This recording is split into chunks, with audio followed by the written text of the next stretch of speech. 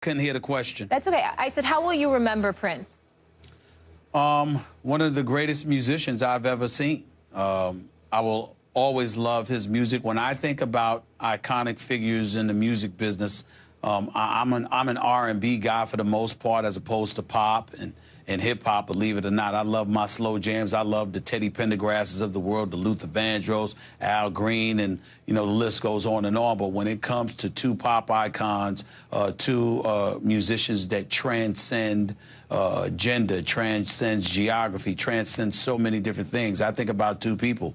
I thought about Michael Jackson, and I think about Prince, and I think about Raspberry Beret in 1999, Let's Go Crazy. I think about, just Adore, and, I mean, Die For You. I mean, just so many of his songs, all of his music, I'm incredibly familiar with, obviously, and I had the pleasure of seeing him perform live on two occasions. On one occasion, it was in 2006 at the Super Bowl, where I went there as a fan. I actually had tickets to the game. I wasn't working that game. It was in Miami. Obviously, the Indianapolis Colts were going up against the Chicago Bears, and Tony Dungy became the first African-American to win a Super Bowl championship.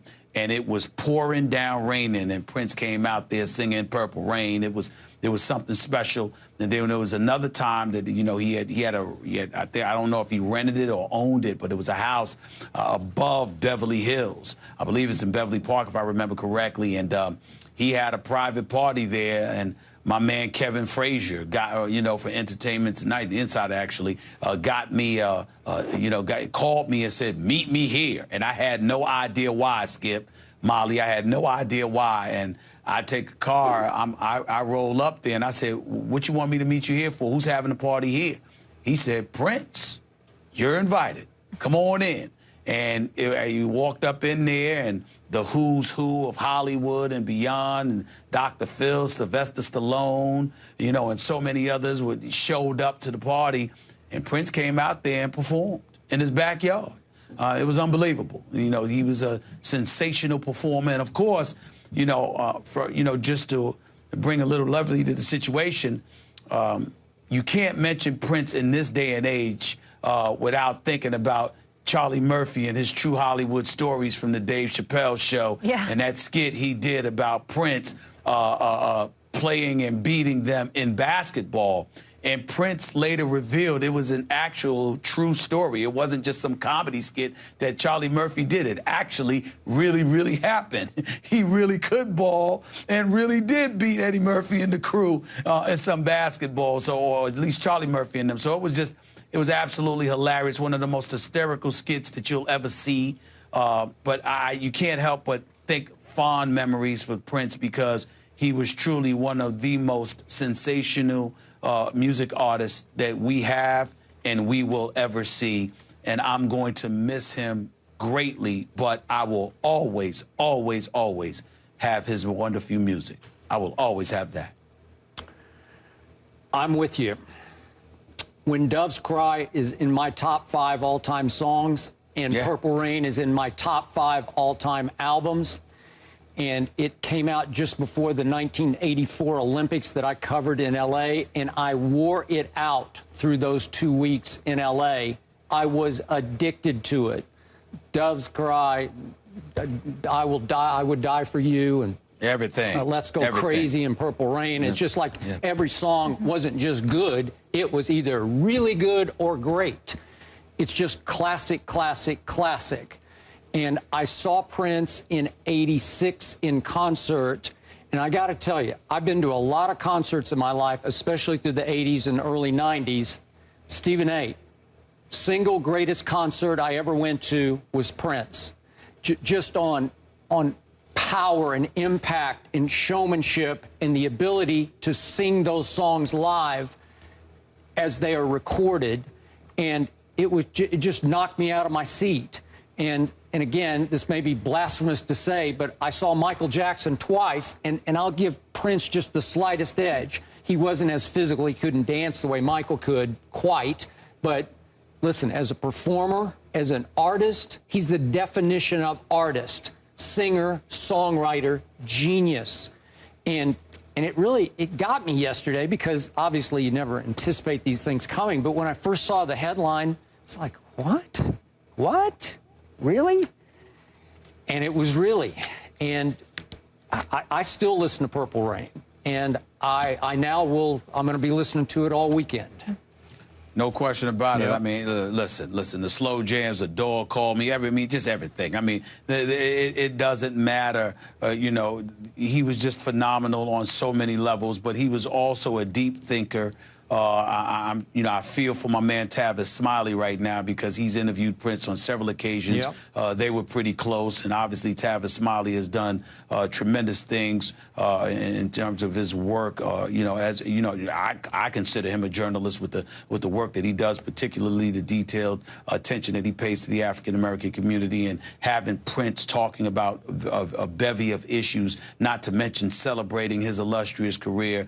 I mean, a lot of folks are hurting today because we lost a true icon, just a wonderful, wonderful figure and a masterful magician. He was a musician. He was just something sensational to behold. He really, really was. We're going to miss him. But again, we will always have his music. He's not going anywhere. His music is not going anywhere. His music will live on forever, and he gave us so much. We appreciate that. When we come back, we are going to switch gears to the UFC. Conor McGregor isn't retiring after all. His explanation on that after the break. The Rockets took advantage of Steph Curry's absence last night, beating the Warriors in Game 3, 97-96. And even with the series now at 2-1, the Warriors still have a 97% chance to win it, according to BPI. Stephen A., what should the Warriors do with Curry now? I could barely hear you because somebody was in my ear while you were asking the question. Could you ask that again, please? Of course. What should the Warriors do with Steph Curry now? Well, listen. You don't want the series to tie 2-2. You certainly don't want a replica of last night, but I think it depends. I think if Steph Curry is not close to 100%, you don't take the chance. If you think additional days rest is going to help him, you do whatever you can do to make that happen. Worst case scenario is that the series is going to be tied 2-2. Now, that's a precarious position for them to be in, no doubt. But nevertheless, I think this Warriors team can beat Houston without Steph Curry. I think they should have won last night's game. I don't see them playing the same way they played last night in Game 4.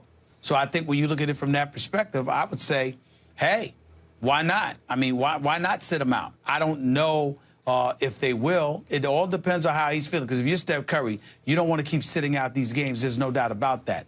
But if you have an opportunity to win without him, and to elevate your level of confidence and to show your fluidity, your chemistry, your cohesiveness without him, he's not going to compromise that when he comes back. So I think that it would be an incredible challenge for Golden State to show up for Game 4 without the services of Steph Curry and to take on that challenge and win that basketball game. I'd like to see a Golden State Warriors team without Steph Curry and see what they do under such precarious circumstances personally. You know, I'm going to say this again, Stephen A. I find this subject, this topic, this question impossible to logically discuss because the truth is, I don't know how bad his ankle is. I don't think you really know how bad it is. I do not. I'm not sure. I'm not sure that even Steve Kerr could know exactly, if the trainers and doctors could know exactly, because it's hard. Only Steph knows what tenderness he's feeling, what instability he's feeling in an ankle with obviously a dangerous amount of built-up wear and tear in it. 2 surgeries on that ankle, and as we all talked about before, it was just tissue paper before. There was that one game that I've talked about. He was dribbling the ball up the floor against my Spurs, literally dribbling the ball as the point guard up the floor, and his ankle turned. What? Well, this is bad. We thought it might end his career prematurely. And now I still don't really understand exactly how he rolled his ankle or which play it was or what happened exactly, because it doesn't look that bad when I see the footage of it. But the point is, it's bad enough that he sat out. It's bad enough he got an MRI. And now it's hard for me to know. If you told me it was 98% healed from the little turn that he had the other night, I'd say he should play. Because I'm going to say this again. To me, the Rockets are a weird and dangerous team. They're funky. They're unpredictable. They got some firepower. They're dysfunctional. We know we've talked about it. But I don't think they're going to quit in this game. I think they'll come out and play pretty to very hard. And Stephen A., remember, it's still pretty much the same group. What did they do last year?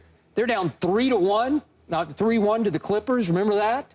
And roared back to win that, right? Yeah, but I will say this to you, Skip. One thing that I think you're leaving out, and it's nothing. It's up in the air. Everybody's got to decide what they want. Do you want Steph Curry to get as healthy as he possibly can get before coming back, right? Or do you want him back as soon as possible so you can close out this series as soon as possible? Because I got news for you. We all assume that the Golden State Warriors are going to win this series. The Clippers, in all likelihood, will be waiting. And number one, they can't stand the Warriors and vice versa. Okay. So that's a real rivalry. And number two, James Harden, scoring is one thing, but Chris Paul is a different beast, especially for somebody like Steph Curry and others. So it's going to be real interesting to see what happens because Golden State's got to make a decision. You literally have to look ahead to some degree to decipher what you should do now as it pertains to Steph Curry. One issue is his health, of course, but the other issue is how ready do you need this guy to be for this next series, assuming they get past Houston and the Clippers get past Portland, because it's going to be heated next go round. That's the one that I'm telling you right now, Skip, I've looked forward to that series all year long, just as much as I've looked forward to any series. That is going to potentially be a big-time series with the Clippers and the Warriors. Okay, hypothetical question. If Steph decides to shut it down for the rest of whatever is left of this series, what's the score of this series? Who wins it, and what's the score? I think Golden State wins the series in 6 games. And I say 7 games. I think it would take 7 at Golden State to beat this Houston team with no Steph the rest of the way. I think it would. I think they would do so in 6 because I think that they're going to steal one game in Houston, whether it's Game 4 or Game 6. All right, 7 and 6, we shall see. Coming up, Sam Bradford wants out of Philly because they traded up to potentially get a quarterback. What should the Eagles do now? Herm Edwards will join us for that discussion. That's next here on First Take.